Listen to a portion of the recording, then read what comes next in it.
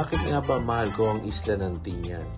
Minsan, makikita mo sa langit ang kulay ng parang mansanas, halong dilaw at pula at orange. Makikita mo rin dito sa isla ang bughaw na kulay ng dagat na ari mo'y nag-aaya sa iyo upang siya ay samahan.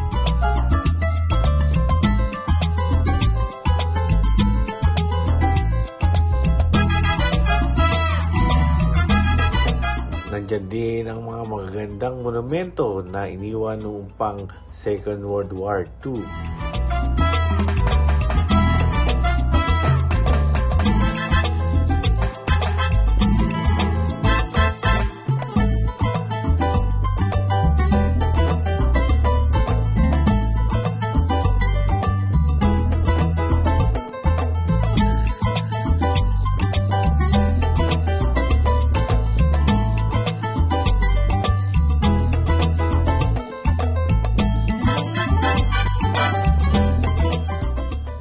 Nandyan na rin ang mga magagandang mga cliff, mga matatarik na limestone at nagbibigay ng iba't ibang hugis. Akala mo'y isang Bermuda na mga dahon na nakadikit sa mga bato.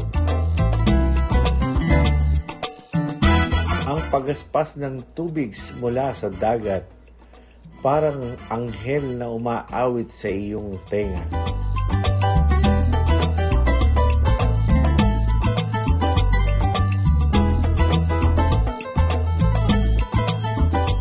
At meron din isang lugar na makikita mo ang lahat ng residente o komunidad dito sa isla.